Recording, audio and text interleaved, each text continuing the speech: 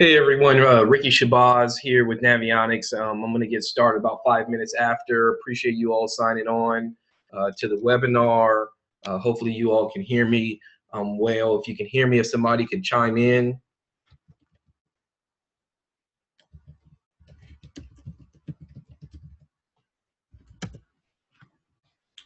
Appreciate it, Patrick. Appreciate it. Again, we'll get started in about 5 minutes. Appreciate you all being here. There will be a question and answer period.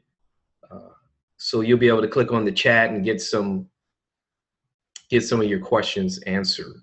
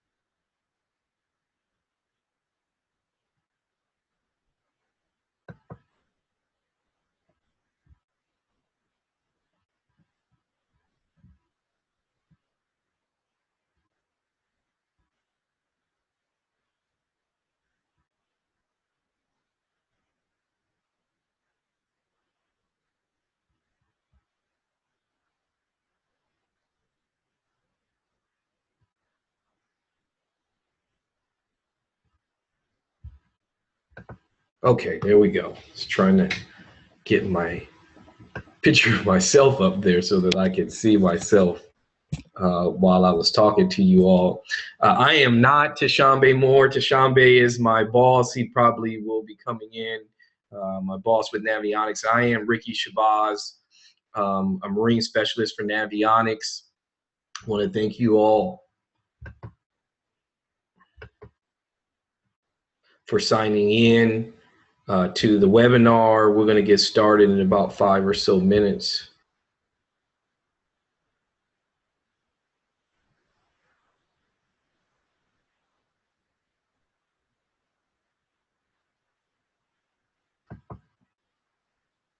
Now I'm just trying to figure out why my video keeps popping off. Let me go here.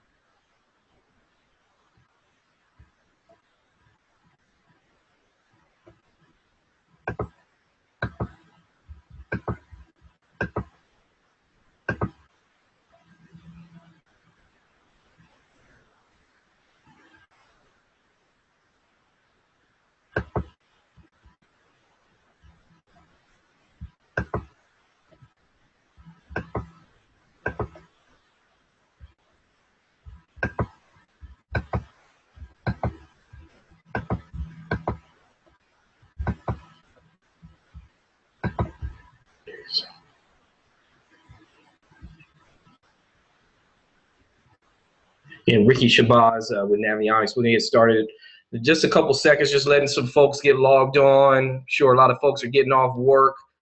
We've got about 48 people. We had about a couple hundred people signed up for the webinar. So we'll get started here momentarily. Appreciate you all logging on. Ricky Shabazz with Navionics. There will be a Q&A period at the end of the webinar.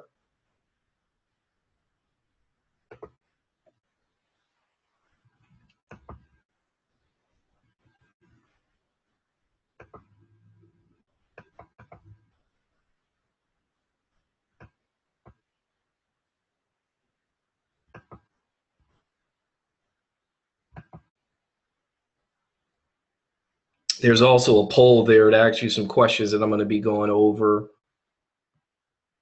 And I'm trying to figure out why my... Oh, well, we'll get to that. All right, so it's 5 after 6, guys. Again, appreciate you all being here. Ricky Shabazz with Navionics. We're going to get started with this conversation about offshore fishing. A little bit about me. I'm a West Coast tournament angler. I live in Southern California. My home lake is Diamond Valley, which is a deep lake that has a ton of structure off the bank. And I'm going to be using that as an example to talk to you all about the type of techniques, map reading, how to find humps and spots that are high percentage spots, fish highways, places where a bass tends to be, but also other kind of fish. We're going to primarily be focusing on bass, but you can catch a lot of different kind of fish. Favorite lake is the California Delta and Clear Lake. I'm real fortunate. I'm going to be taking off on Friday to head up and fish the FLW on Clear Lake. Looking forward to that. That is a big fish factory. I fished the FLW Costa, Wild West Bass, one bass, and several team circuits. I also do some riding for Western Bass, one bass, Bass West. I do seminars all over the country. I live about 10 minutes away from the Bass Pro shops in Rancho Cucamonga, but I also do seminars at the Bass Pro in Las Vegas and Arizona. I do have a day job. I'm a vice president of a community college, but in the evenings, I get to go around for Navionics and help anglers like yourself catch fish. I mean, I'm going to be talking a lot about Navionics because we're the leader in mapping and charts. And if you want to find these kind of spots I'm going to be talking about today, you absolutely need to be using some of the Navionics products. But I'm also going to talk techniques in terms of catching fish. In terms of sponsors, I'm very fortunate to be sponsored by the companies there. I won't go over them, but I will be talking about some of the products that I use from those folks. And if you have questions, you can always email me at rshabazz@navionics.com. I usually get a lot of questions after these webinars. The webinar is going to be taped, and it will be posted on the Navionics website and on YouTube. My website is www.teamblingfishing, and Facebook, you can follow me at Ricky Shabazz. So I'm on all the social media, Instagram, Twitter, all of that good stuff that occupies our life. Again, thank you for taking time to join the webinar. It'll be about a 20 to 30-minute presentation with about 20 to 30 minutes of questions. The webinar will be recorded and updated or uploaded on navionics.com in about a week or so. Everyone is muted. You should be able to see a prompt on your screen to ask questions. I'll take questions at the end of the presentation. The topics I'm going to be going over today are offshore fishing with SonarCharts, how to locate channel swings, humps, and points, and I'm going to be talking about the techniques that I use on these locations once we find them. And again, if anyone has a question, just click on chat, the chat button at the end of the screen, but you can also email me at navionics.com. And speaking of chat, let me make sure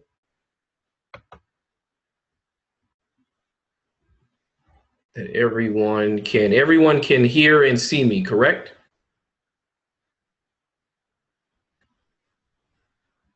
Okay, we got it.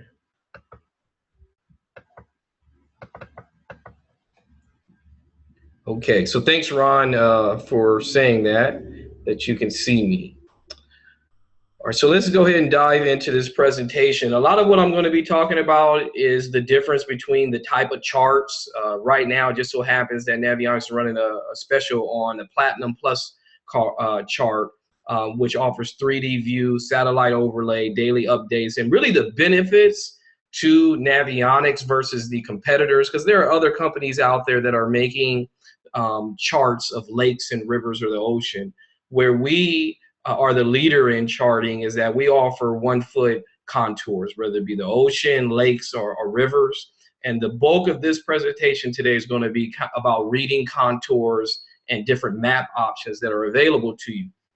So the number one question that I get when I'm out doing seminars is, what is the difference between a Platinum Plus card and a Navionics Plus card? And so I want to start there because there are different mapping options, and based on what your individual needs are, that's going to dictate what kind of map or chart that you're going to want. And so our two premier products are Platinum Plus and Navionics Plus. And very simply, trying to keep it simple, the Platinum Plus card, both are preloaded with regions. So I'm in the West, regardless of where you are in the world, both of these products are preloaded with the region. So it should be plug and play. Regardless of whatever unit you're using. The only ones that tends to be a challenge would be Garmin, but these charts should work in any fish finder out there. And so the Platinum Plus is going to have 3D view and also satellite overlay. And that's really going to be the big difference between the Platinum Plus and the Navionics Plus.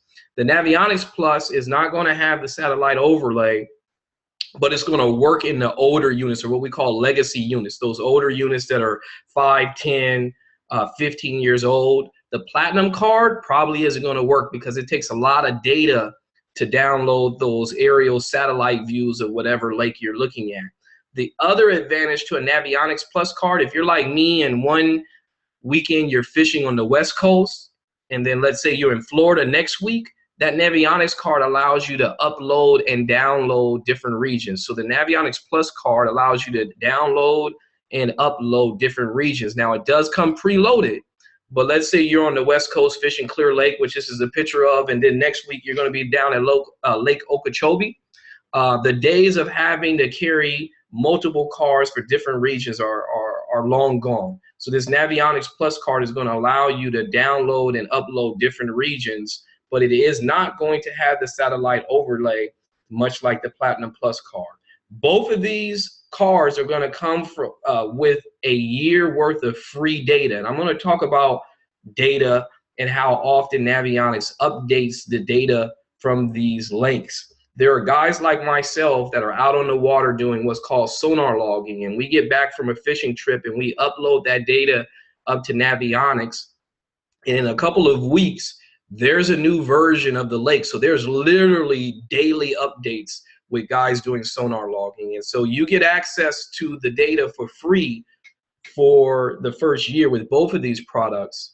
But after the year, it's going to cost you $99. So that's enough of the commercial. Let's dive into how we use this information. So it is about data. This is a picture of my home lake, Diamond Valley, and there's a saying that 90% of the fish live in 10% of the water.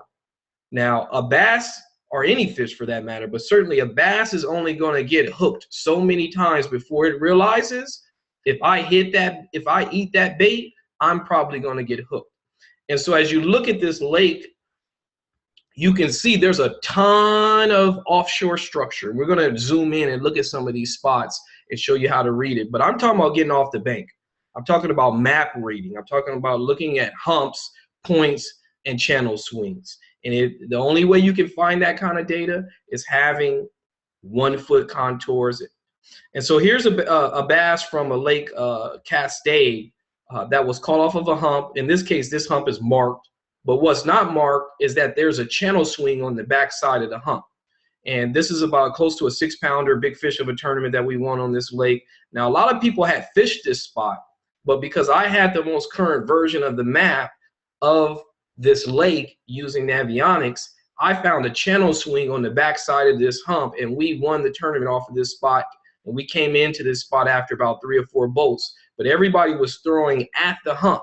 And that's an example of when fish get pressure, they go to the closest deep water, and you've got to know how to find that. So let's take a look at Diamond Valley and what would I consider a channel swing.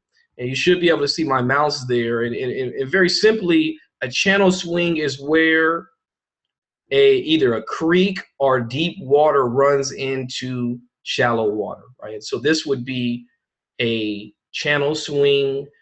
You could also call it a cut, but that's where that deep water runs into shallow water or a hump or a point, just depending on where that channel swing occurs. In this case, you actually see a culvert. And so this would be a high percentage spot, or what some people would call a bass highway. And again, being able to read these maps are important. And then this is a screenshot using a Platinum Plus. You can see the Google overlay or the satellite overlay here over the map. So again, here's another, this is the same spot, but this actually is a screenshot from my Lowrance HDS-12 of that same spot. So I use the technology, and I'm going to talk about this. I find a lot of these spots using the app, the Navionics app on my phone or my tablet, or the free app on navionics.com, and then I go look at the spot on my fish finder. So this is that same spot actually from a screenshot from my Lowrance HDS-12. And again, here's that channel swing, right? There's that culvert, and this is showing 240 feet, but the lake, Diamond Valley, we're having a drought in California, so the lake's down about 120, 130 feet. And so we're going to talk about how to adjust your map for water level too, because that's very important in terms of finding these spots. Here's an actual shot of my setup. Again, I run a Lowrance HDS 12. On the left top, you see traditional 2D sonar. On the right side top, you see down scan, and at the bottom, you see the Navionics Plus card that I'm running in terms of the mapping. And this is important to finding spots like this. And as you look, you see basically a rock pile. This is what it looks like. And this is what it looks like on the map. And this is probably the screen that I use 90% of the time, where I'm using 2D sonar, structure scan, and then mapping to find a spot. And this is an actual shot of a rock pile that's far off the bank. I mean, you can look at that map and see how far I'm off the bank. And yes, out west, we do catch fish in 55 feet of water, particularly in the winter. And that's the difference between finding a spot and not. Here's another spot at Diamond Valley Lake that is an example of a point. Now, again, mind you, this lake's down about 100 feet. So yeah, you see 133 feet, but this comes into play as the water level goes down. And so this is a series of points with a channel swing. So in terms of high percentage spots, I'm going to start on the point, but if the fish aren't up shallow, which again, you know, the lake's down 100 plus feet, so this is actually 20 or 30 feet now. And I'm going to show you what that looks like in terms of contours. But here's a channel swing, right? These are high percentage spots. And again, you can only find these kind of spots knowing how to read the maps. This is that spot that 5 or 6 pounder came off of, which is the hump here. Again, Castaic Lake's down about 100 feet. There's the top of the hump, and there's the channel swing. Right? And so again, high percentage spots and knowing what these spots are. Now there are other ones. There's a hump there. There's a culvert. There's a hump. There's a hump. But again, this is on the outside bend. So this would probably be the first spot a fish would pull up to coming out of deep water.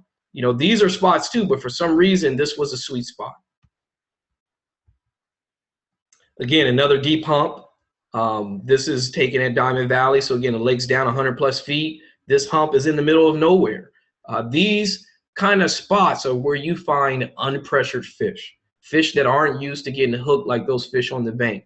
And this is a deep hump. There's another culvert. There's a road bed. And you know, we spend hours looking at these kind of spots, just like we're doing right now in the comforts of our home. And then we get out on the water and we go out and actually try to fish them and see whether or not we can catch some fish. So how do we do this? You've got to have good electronics. There is a free web app at Navionics.com. You have the option of just having a regular map or satellite overlay. In this picture, you see the technology. Now, a lot of people are afraid of the technology. You have to embrace it because it's a tool. It helps you.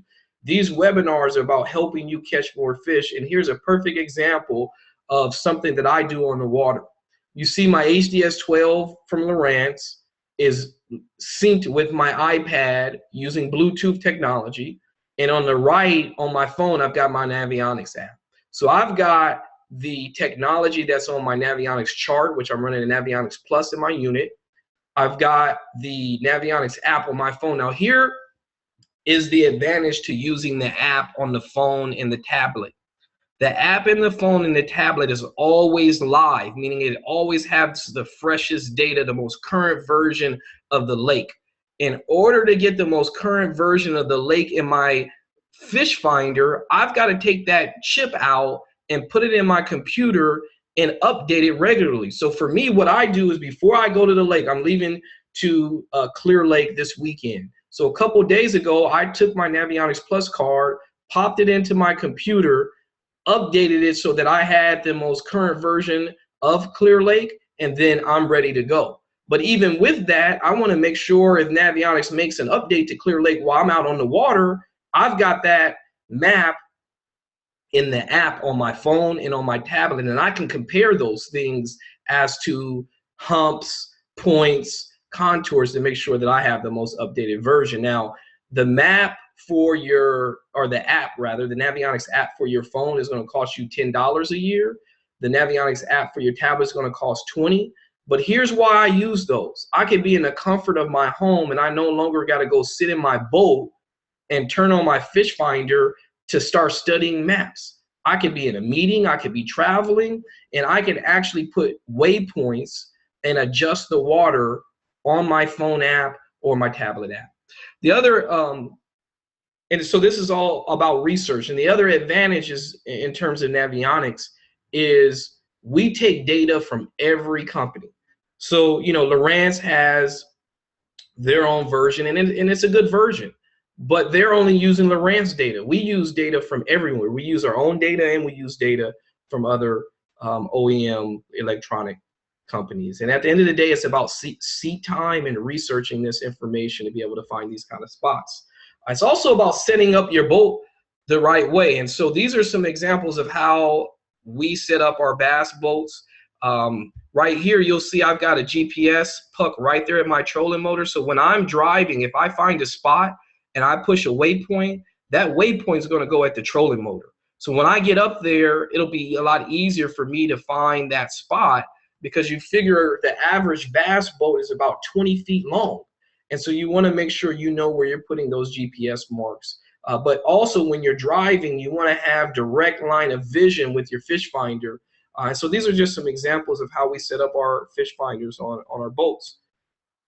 Again, this is a screenshot from my Lowrance HDS-12, hump, channel swing, but now you see the trails from my GPS and you see a waypoint. And again, you know, this mapping technology is amazing to be able to read the maps and be able to catch those fish. So let's talk techniques now in terms of what we do. Primarily offshore fishing, I would say 90% of the time I'm using a drop shot.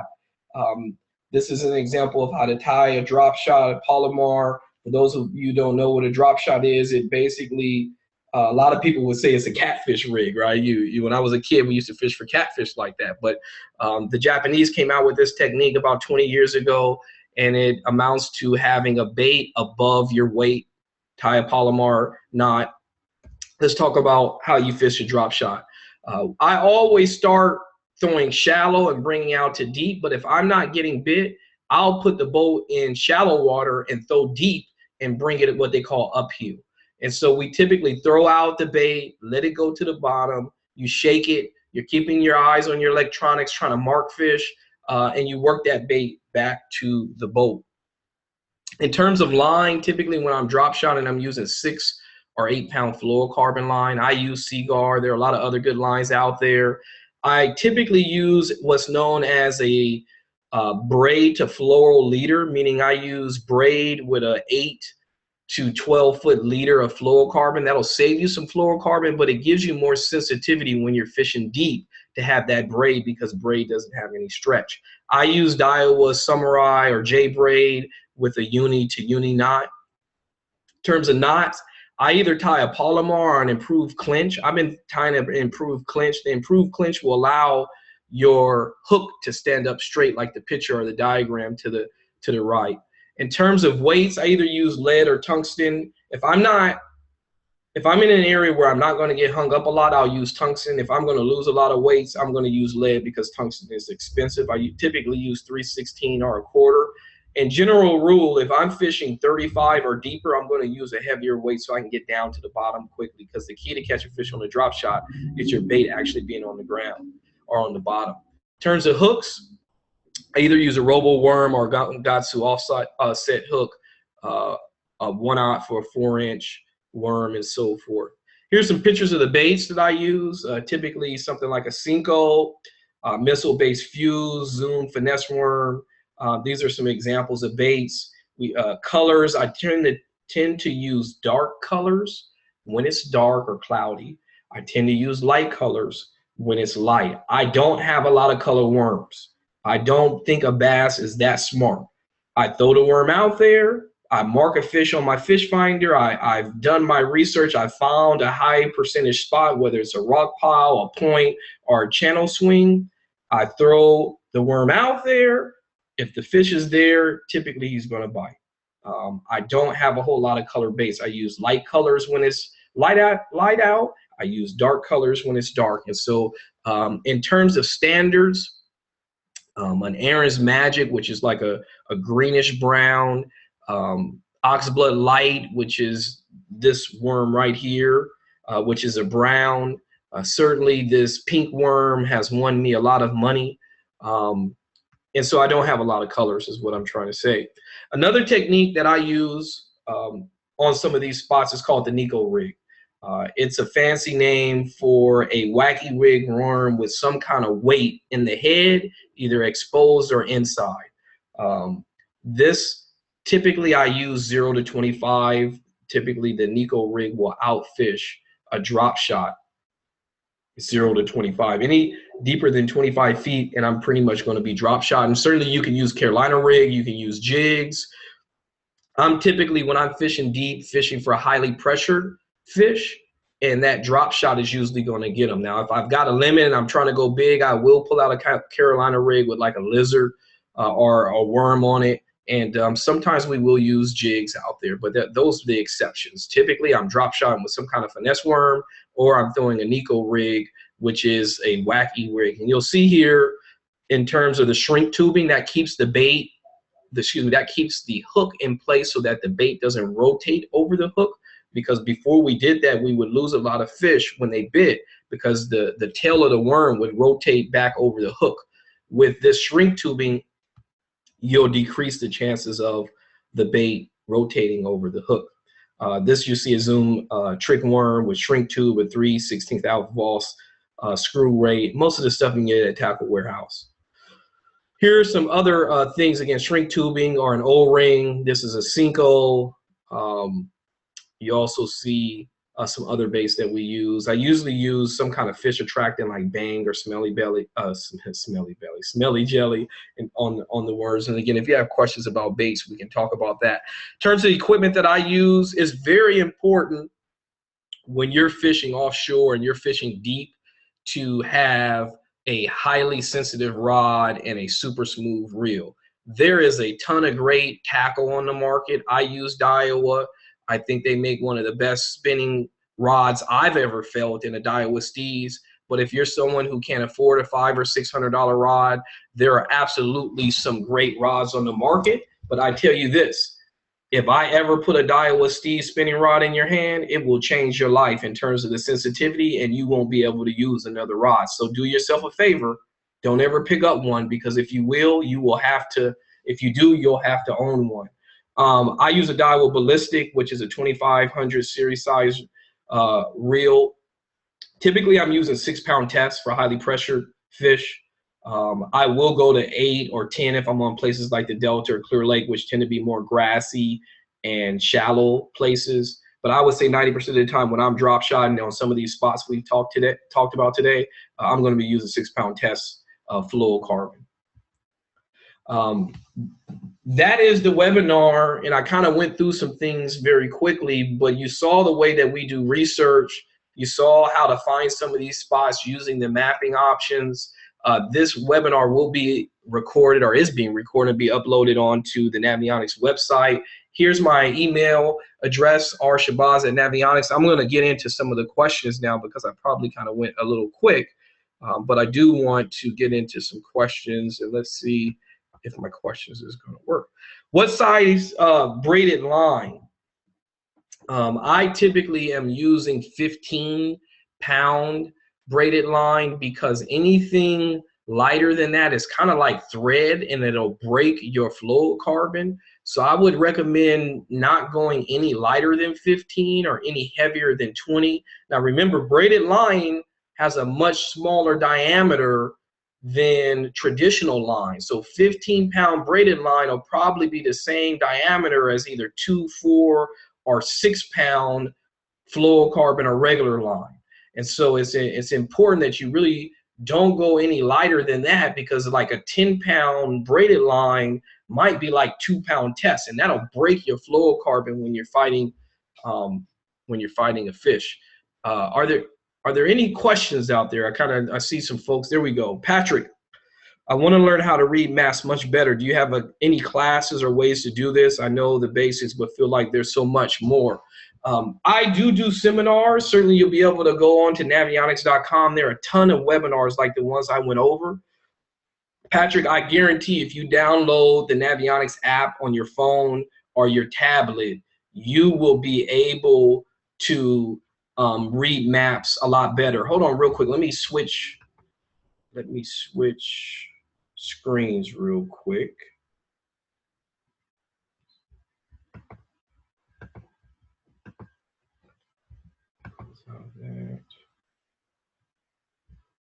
Okay. Let me show you something here real quick, Patrick.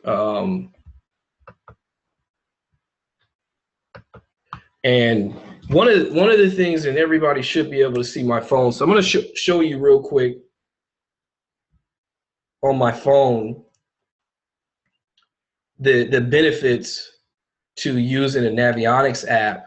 And so I'm going on to my Navionics app. Oh, that is not going to come in real quick. That's not going to come in real good. Let me go another way real quick.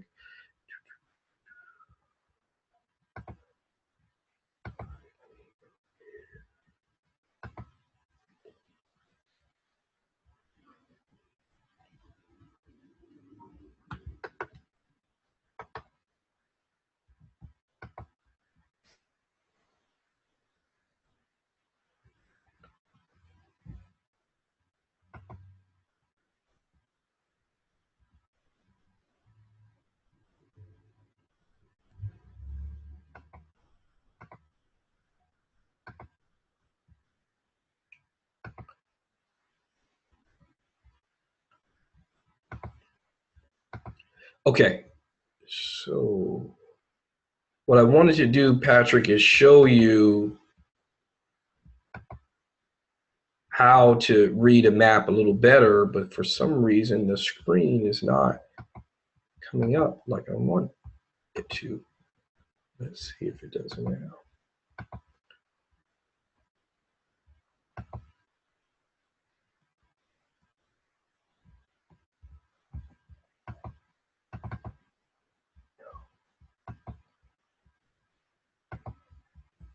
Having some trouble. I apologize, guys. Give me 1 second. I'm having some problems bringing up the screen that I want to bring up. There we go.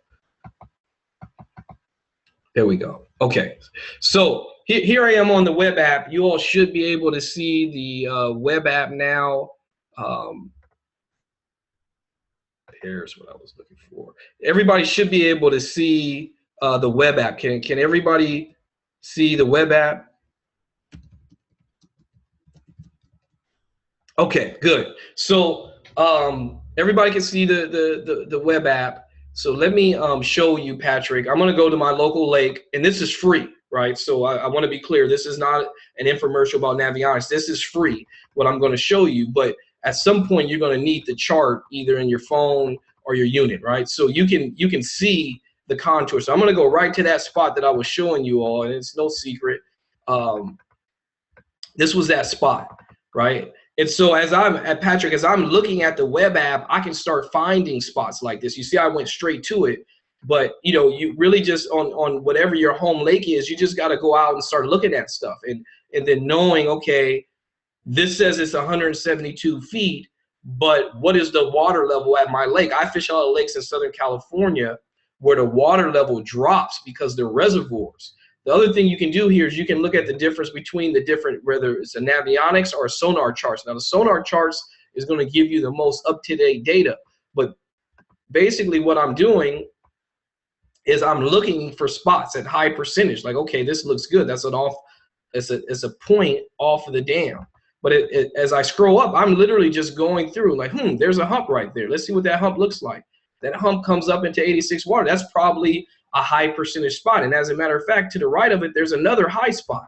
And so this is literally what I do when I'm preparing for a tournament. Now, let's give you an example, Patrick, of me preparing for a tournament. So I'm going to zoom out and actually go to Clear Lake, where I'm going to next week. And so I'll zoom out. And this is on the free web app on Navionics. I don't know if you all have visited here, but the same maps that you'll have in your unit or your phone are on here for free. So I'm going to Clear Lake on Friday. As a matter of fact, there's a delta just past there. There's Clear Lake.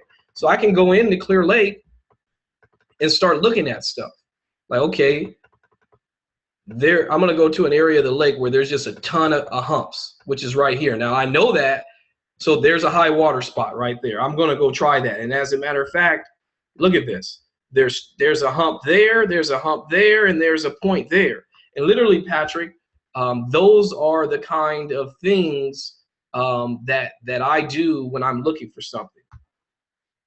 And so hopefully that helps you, Patrick, and others that are looking for those sort of things. And let me go back to the chat, which is where the questions should be. Okay. Questions. Do I use regular fluorocarbon, William, or liter fluoro for you? I use regular fluoro on a liter. So I buy fluorocarbon, or I get fluorocarbon in 1,000-yard spools. And depending on the kind of structure, William, if I'm fishing regular rock, I am going to actually tie on maybe 10 or 15 feet of fluoro to my braid. If I'm fishing shallow, I'm probably only going to tie on 8 feet of fluoro to my braid. So depending on how deep I fish, William, that'll dictate how much fluoro I will put on to my reel. But I typically am buying the fluoro in 1,000-yard spools because I fish a lot. You might need that. You might not need that. You might only need a 200-yard spool of fluoro.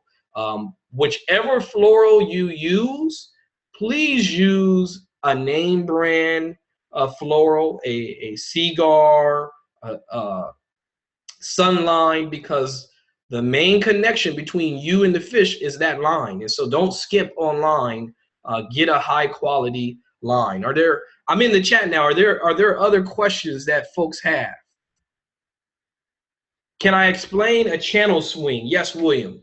A channel swing is where deep water bends into the bank. So let me show you all a channel swing, and you all should be able to see my map. So let me find a channel swing.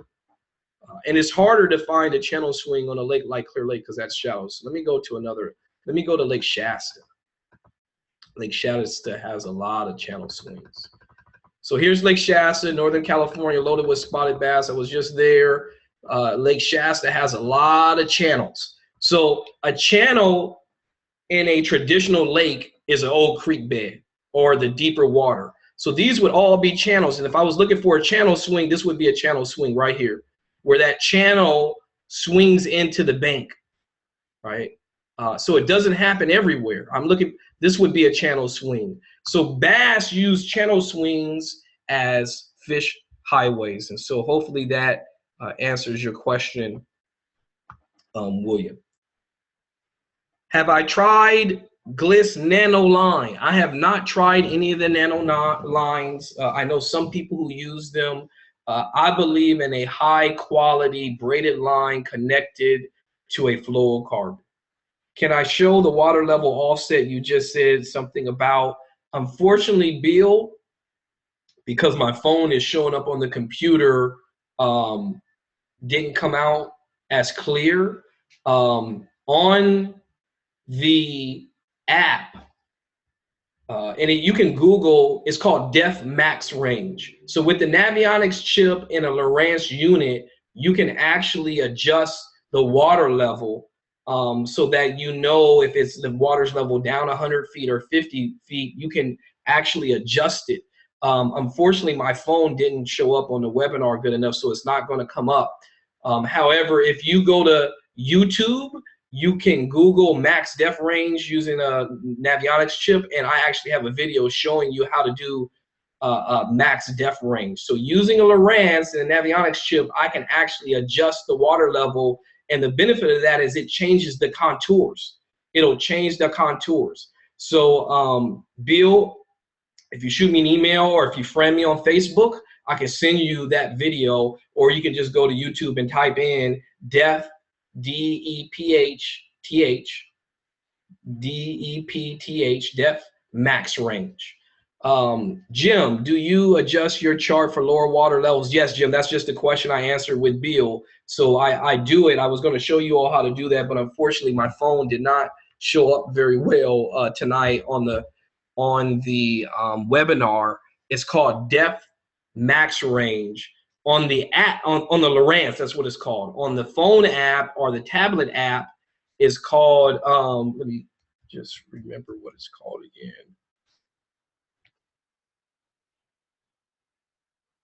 What you do on the phone is you go in the menu, you click map options, and then it's called shallow area or depth shading.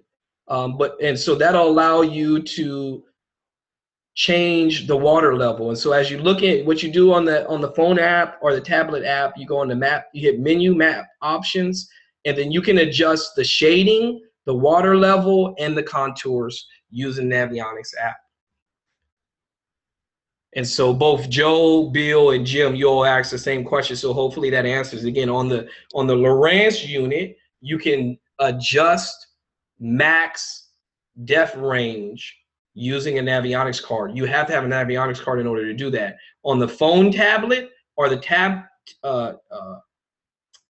on the phone app or the iPad tablet or the tablet app, you go into menu, map options, and then water level adjust. And so you'll be able to adjust the water level.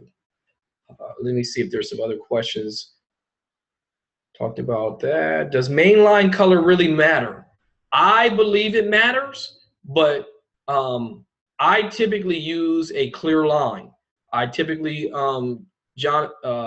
Stefan, I typically do not use, I either use a white or clear line or a green line. I do believe line color matters, and I do believe that you'll catch more fish using a fluorocarbon line versus using mono. And I've seen it. I've been in a boat where guys are using mono and I'm using fluorocarbon and I'm catching 10 to their none. And so absolutely mainline color matters. I personally only like to use green braided line. I do know guys are using yellow and white and they feel like they see the strikes better, but I'm using high quality tackle. And with that Steez drop shot rod, I can feel a bite in 60, 70 feet with a braided line, main line with a 5 or 6 foot fluorocarbon leader. So I don't feel like I need to use a yellow or a white braided line. Other questions that guys have. Again, this is about education. When you mentioned making waypoints on the app earlier, are they easy to transfer? They are easy. You get the coordinates. So Joe, when you go into the app, you can put in a waypoint on any spot that you find and enter those coordinates into your unit. But here's the thing I do, because I don't do it that way. I find a spot on my phone or my tablet, make a waypoint in the phone or a tablet, and I got my phone and my tablet in my boat. And I just, the tablet and the phone app have GPS built into it. So I just drive to the spot using my phone or my tablet. And when I get to the spot, then I put the waypoint in my fish finder. So hopefully that answers your question, Joe. Yes, it is easy. Any other questions that folks have? Again, this is about helping you catch more fish. The webinar will be recorded and uploaded onto Navionics. Please, if you haven't gone to the free web app, what you do is you just go to navionics.com, you click on web app, and it has every lake, the ocean, all over the world. You can go look at all of the charts and start doing your research. From there, you're probably going to want to get a web app, a Navionics app for your phone, a Navionics app for your iPad, and you're certainly going to need a chip for your fish finder. Do you look for the same types of underwater features in tidal rivers? Depends, Brian. Most tidal water areas are shallow. And so I am absolutely a shallow water fisherman. I've had to become a deep water fisherman. So normally in a tidal river, you are looking for contours. You're more so looking for what I would call undercut banks. Banks that when the tide is on low, that there's still enough water on the bank for the bass to stay on the bank. And absolutely, the Navionics app will help you find that with the 1 foot contours. The other thing that the app is going to do, whether it be your phone or the tablet, it's going to show you the tide. So you're going to know if the tide is coming up or if it's going down. And so you apply the same principles, but like today's webinar was looking at 35 to 40 feet. When I'm on a tidal river, the difference might be 1 to 4 feet. So for me, I like to punch. I love to punch grass. Love to punch grass on the delta, which is a tidal water fishery. And so what I try to do is drive around with my Navionics chip, look on low tide, trying to find banks that have grass lines that even on low tide, there's 3 to 5 feet of water, because those fish will be more comfortable on the bank with a grass line at low tide with 3 to 5 feet of water than they would be a bank on low tide that's mud. And absolutely, the Navionics app will help you. Christian, for post-spawn, what is the best areas to fish? Shallow, deep, secondary points? Well, you know, Christian, that's a $1 million question right there. And the answer is it depends. Certainly, I would start by identifying either a spawning flat or a spawning cove and finding the first access to deep water. That could be a point, that could be a rock pile, that could be a channel swing, and you will never find those spots without this kind of data. And so depending on what lakes you're fishing, like the one you mentioned, what you can do is absolutely say, okay, the fish are spawning in flats or they're spawning on coves. Where's the first access to deep water that those females are going to go to, or they have to go to, again, what we would call a high percentage spot once they leave that shallow water, because a female is going to go into deeper water and heal once she drops those eggs. And at some point, she's going to have to start to eat. So she might pull into a cut. She might pull out to a point. She might pull out to a channel swing. And that's where your research using this mapping is going to come into play. Bill, using side scan in 10 feet or less, what is your Lowrance setup? I run a Lowrance HDS 12 with structure scan. I would probably say I really don't use structure scan in 10 feet or less. When I'm fishing in 10 feet or less, chances are I'm fishing more visual cover than not. It really just kind of depends. But structure scan really is meant for deeper water, because usually in 10 feet of water, you can kind of assess what the structure is. And so I would say I don't rely on fish finders in 10 feet or less. I'm more so, if I'm fishing that shallow, looking at visual cover. Now, the exception would be things like points or cuts that may have shallow water in them. But again, visually, I know where a point is and I know where a cut is when we're talking 10 feet of water. The technology that I'm talking about today is being able to find stuff that's 25 to 50 feet of water, which the average angler is trying to fish in 10 feet or less. So I'm trying to target fish that are off the bank, that are not getting pressured because everybody else is fishing in 10 feet or less. So hopefully that answers your question, Bill. Joe, can you show an example of a spawning flat on your map? Absolutely. Can you all still see the map? You all can see the map, hopefully? Let me show you, okay, great. Let me show you a spawning flat. I think this is clear. This is Shasta. So let me go back, because Shasta is more of a deep lake. So let me go back to Clear Lake. It'd be easier to show a spawning flat. Really, all of Clear Lake is spawn. This is a spawning flat right here. All right, so this would be a spawning flat on Clear Lake. This whole north, I guess it'd be north-south shore, is a spawning flat. Those fish spawn all in there. But if I go in even closer, these are all, they even say it, shallow spawning area. So that would be an example of a spawning flat. All of these are spawning flats because there's no access. You don't see any channel swings. You don't see any points. These are all spawning flats. So hopefully that answered your question there.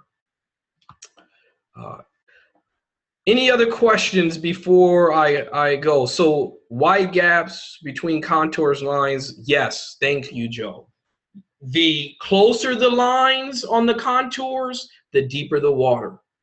The further the lines are apart, the shallower the water. Absolutely, and that's a good point, Joe, and this is why I depend on questions. The further the contour lines, the shallower the water. The closer the contour lines, the deeper the water. That was a good observation, Joe, and that is one of the reasons why this mapping software is very important to know. Come, Rudy, I would love to come to Falcon and fish, Texas and fish Falcon with you. But I tell you right now, unless Falcon can outfish the Delta and Clear Lake, which are about an hour away from each other, I'm never leaving California. Because in that Northern California area, Rudy, we got the best largemouth bass fishery, the best spotted bass fishery, and one of the best smallmouth bass fisheries. And I know California is overrated, but when it comes to bass fishing, we got 5 of the top 10 lakes within 45 minutes of each other, which is why we produce Aaron Martins and those kind of guys. But I appreciate the offer, Rudy, and I have fished Falcon. It's got big bass in it and that timber and all that kind of stuff. But I tell you this, it's also in the middle of nowhere. I'll take Clear Lake and the Delta any day. Well, hey, guys, I appreciate it again. This is Ricky Shabazz. If I could be of any assistance to you all, I can be reached at rshabazz@navionics.com. This webinar is being taped. It'll be uploaded on the Navionics website and YouTube in about a week. Good fishing out there. If you guys catch a big one, if these techniques help you, I'd love to be able to hear about it. This is about educating you all and helping you all catch more fish. Enjoy your night. I appreciate you all signing on. This is Ricky Shabazz signing off. Catch a big one. Take care.